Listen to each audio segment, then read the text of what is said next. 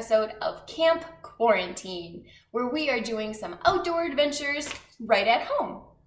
Today, we're going to talk about some of the different kinds of foods that you can prepare over a campfire. So these are perfect for when you're camping and maybe you don't have your normal oven and your microwave and all those things that we're used to for making dinners and meals. So there are lots and lots of really awesome recipes out there of everything you can cook over a campfire. And I highly encourage you to check out some of the cookbooks that are written especially for camping dinners. So there are some definitely fun ones out there. Today, I'm going to share with you a few of my favorites. So let's get started.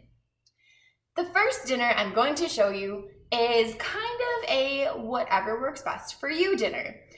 Sometimes we call them like potato pockets or campfire pocket meals, things like that, because we make a pocket kind of concept out of tinfoil.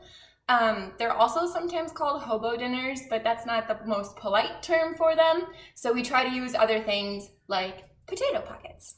So for this dinner, you're going to need potatoes. And that's it, right? Like you can add whatever else you want. Our family likes to add onions. Sometimes we cut up a bunch of baby carrots, but you can add things like corn, beans, whatever you and your friends and family like to eat.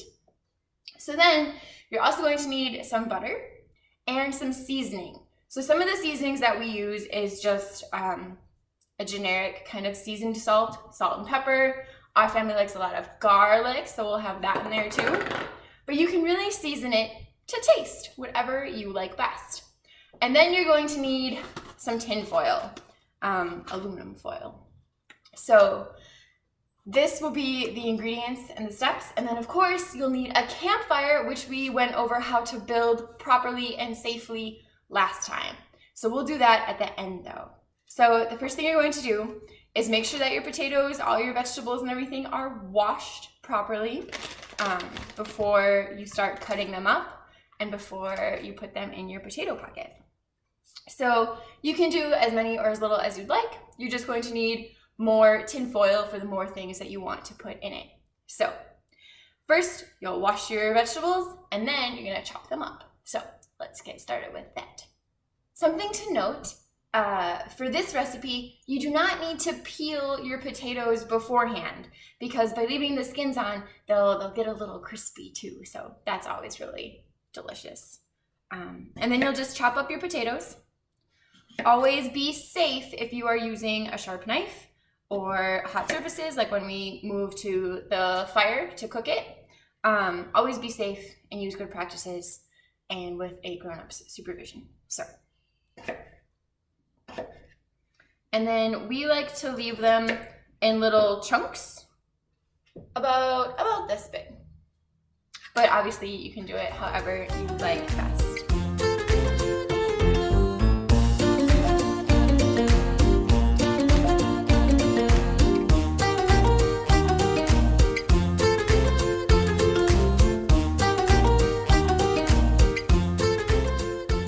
All right, that's going to be good enough for me today. But you can also add whatever other vegetables that you like or have on hand. And then it's time to make the pocket. All right, the next step after we've cut up the vegetables that we want to put into our pocket dinners is going to be to get them ready to go in the pocket. So we need to season them and give them a little bit of oil so that they all kind of get coated in seasoning and that they don't stick to the tin foil too much. So I'm just adding potatoes to mine today. Some days I like to add other things and you can add whatever you like to. But what I'm going to do is I'm going to put all of the vegetables that I cut up. So this part is especially important if you're adding other vegetables. So you put all of your veggies in a bowl. Right? And then I'm going to add a little bit of olive oil.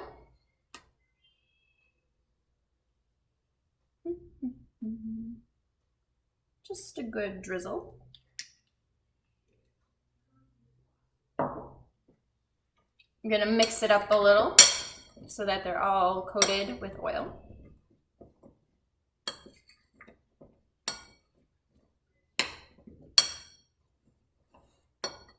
And now I'm going to add my seasonings. Again, this is a part that you can kind of customize to your taste. So you can add whatever you like to eat. I'll tell you what I'm adding though is just a little bit of seasoning salt.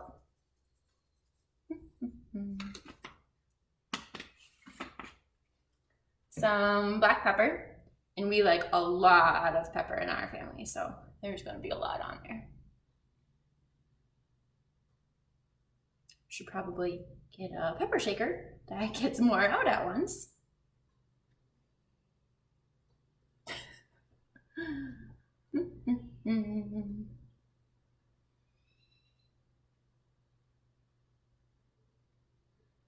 All right, that looks good enough. This is a little bit of Cajun spices, because we also like things a little spicy. And of course, some garlic. All right, now that I have all of my seasonings and all of my vegetables, I'm gonna stir them up again so that they are nice and evenly coated with oil and seasoning. So I'm gonna set that aside. I'm gonna wipe this off real quick. All right, and now I'm going to grab my piece of tinfoil. So the size of the piece of tinfoil that you need is going to depend on how much you're putting in it, right? The more filling, the more tinfoil you're going to need. So now I'm going to take my filling, so my potatoes here, and I'm going to try to put them mostly in the center of my tinfoil.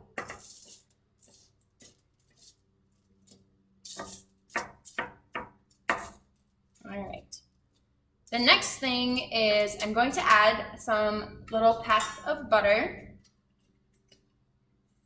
So just some thin squares. And that'll help make them really nice and golden brown and crispy and so good. All right. The next step is to make the pocket. That's why we call them pocket dinners. When we were little, we would always call these camping potatoes because this was the only time we would ever make them like this.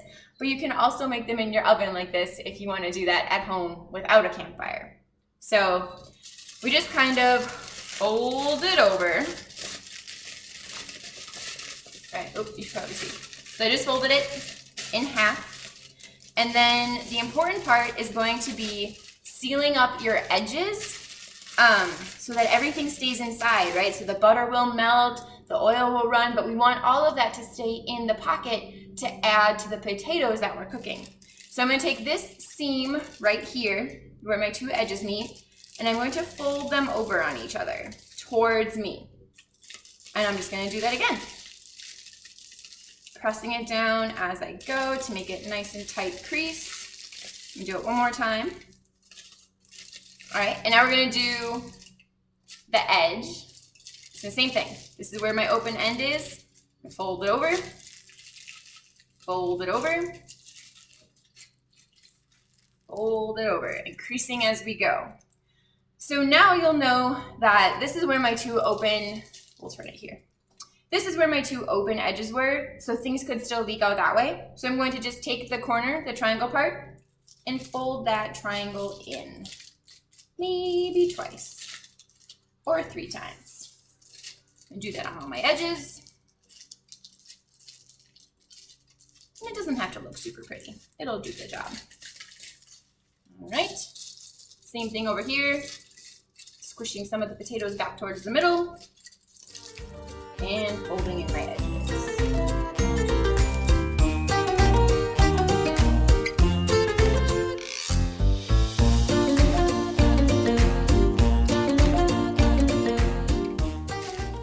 And now you have a pocket for your potatoes. Next, we're going to talk about one of the most versatile and fun and very specific to campfires type of cooking. And that would be making pudgy pies. So these are super fun and you can make so many different kinds of meals with them. So this plate down here is made of cast iron, so it's very safe to go in the fire. And then you have these long extenders to make it safe to put it in and take it out of the fire. So it opens up like this. You'll see that there's a little prong on this one and a hole on this one. They hook in together. That's how they close. So we are going to make a lunch type of pudgy pie. I don't know how to put these on my counter. Okay. So one important thing when you're cooking with materials that are only used seasonally, and then maybe go back in storage for the rest of the year, is to make sure that they are nice and clean before you use them. That includes things like marshmallow roasters, your pudgy pie maker, maybe if you have a cast iron pot at home that you only use camping, things like that. So it's important to wash them out with soap and water. And then it's really handy, especially for the cooking surface, is to spray it with just a little bit of like Pam or olive oil, just psh, psh, psh, psh, psh. That helps prevent things from sticking to it while you're cooking. One of the coolest things about pudgy pies is that you can make so many different kinds. You can make them with whatever you like. We're gonna make a hot ham and cheese one, so I have my materials out for that. You can make a pizza one, you can make dessert ones by adding your favorite filling. I won't be demonstrating all of those kinds today, but I will tell you some of the ingredients that you'll need to make them. So be sure to stay tuned for that part. So the first thing I'll need is some butter. And I'm going to butter the outside of the piece of bread, actually. So I'm putting butter on my bread. This is the side that's going to touch the inside of the pie iron, so this part. And this is really just to help it not stick to the pan, but also to prevent it from burning. So that's what gives it that kind of like golden brown. One of the things about pudgy pies is that you kind of have to squish it in there. Excellent. So we're going to set that aside. And then I'm going to add just some basic deli ham.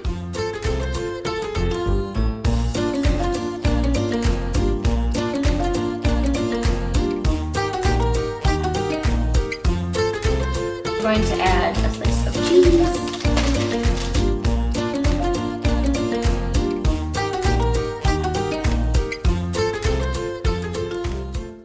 And then you need to butter your second piece of bread.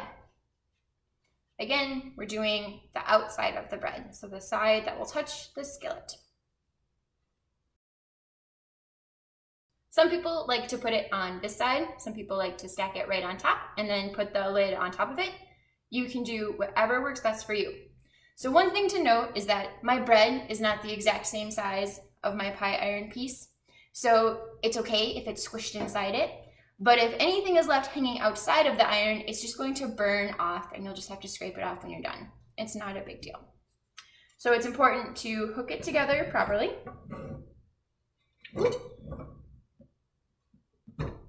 There we go. Squish everything inside. Excellent. And then there is this little wire hook here that latches to the second pole. So you want to make sure that those are latched together, and then it's time to go put it in the fire.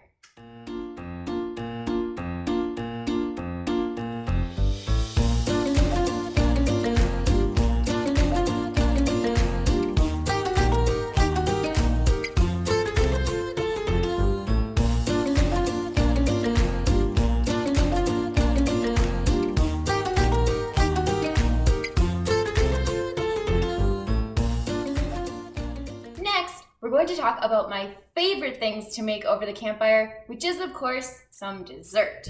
So these are two of my favorite sweet treats to cook over the campfire. One you're probably super familiar with, which is the classic s'more. So you have your graham crackers, your chocolate, and of course you'll need to roast your marshmallow over the fire. And then, of course, you stack them up and make a delicious s'more sandwich. And my other favorite is actually one we learned from some friends who went to Girl Scout camp. And this one is called a taffy crack. So for this one, you need 2 Ritz crackers. Ritz crackers are the best for this because they are super salty. And that pairs perfectly with the nice sweet of a caramel candy. So these are the kind that you just unwrap and you will actually roast the caramel. So one thing to be careful of when roasting the caramel is that the caramel will drip. So that's when you know it's super done, so don't let it fall off your roaster. And the other part is that Ritz crackers have these little holes in them. So when you are squishing together the caramel candy in between them, sometimes the caramel comes out the crackers. So you have to be very careful that doesn't burn your fingers, because when caramel is roasted, it is really, really hot. And since it's sticky, it can burn you really easily. So always be careful when roasting anything over the campfire. But these are making me hungry, so let's go roast them. All right, now that we have our fire going, remember to use all of our fire safety tips from last time, but now we are ready to cook our dinner. So we have a grill attachment here, and I'm going to use that today because it'll be easier to show you what this cooking process is like. But if you don't have a grill for over your fire, you can actually wrap this in enough tinfoil to put directly onto your hot coals. But when you're putting it on the coals and taking it off when they are done, you'll want to use something safe to remove them, something like a small shovel, and also make sure you're wearing heat-resistant gloves. So we're going to put them right on the edge of this grate here. And then I have this handy little hook that helps me turn the grate over the fire. And these potatoes, they don't need to be right over the flames, so they're just going to be on the edge here and starting to get nice and warm. Since my potatoes will take some time to cook, I'm going to use this time to also make my ham and cheese pudgy pie sandwich. So remember that this part of it is locked so it stays together, and I'm going to put this right into the heat of the fire. Just like that. And now you have to keep an eye on it, because you'll want to flip it in about 3 to 4 minutes, depending on how hot your fire is. So now we wait.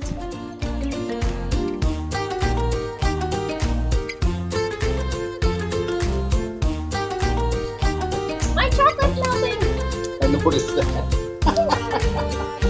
Well, I guess I'm gonna make a s'more.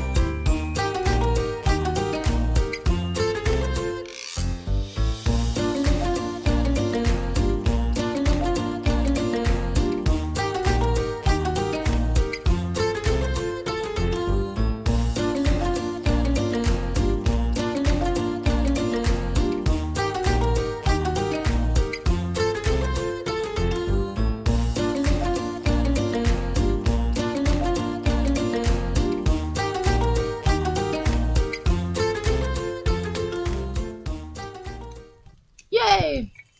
And now we have our crispy, melty ham and cheese sandwich. My fire was a little hotter than I thought, so it's a little extra crispy, but it'll still be delicious.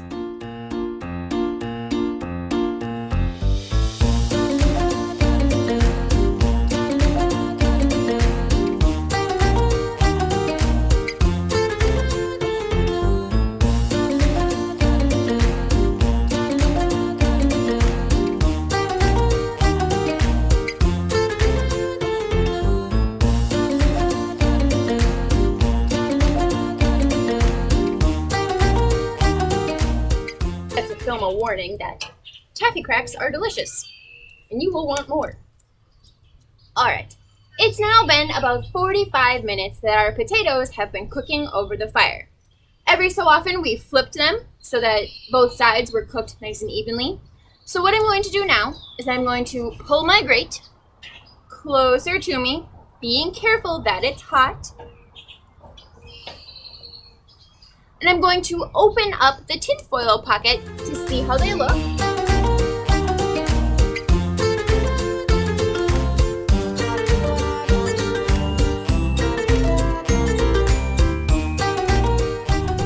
Those are looking good.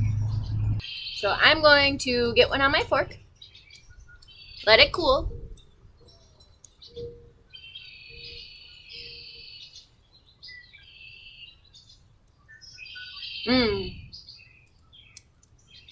Those are perfect. They're nice and soft, so I know that they're cooked all the way through, and they have lots of good flavor on them. If you want your potatoes a little crispier, you can kind of tuck the pocket back together and return it to over the fire for a little while longer.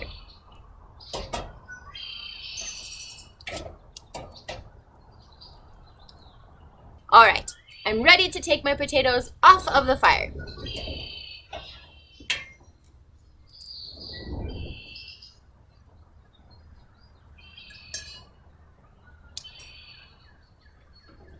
So I'm going to put them on this tray so that I can take them inside and eat them. All right, now that I've brought my camping potatoes inside from off the fire, it's time to open up our tinfoil pocket. Scoop out your potatoes. One thing to be careful of is if any tinfoil is sticking to your potatoes. Sometimes that happens, but it's really important to not eat those pieces because you don't want to accidentally bite down on tinfoil. That can cause a lot of problems with your teeth, and it is very painful. But then it's time to eat them.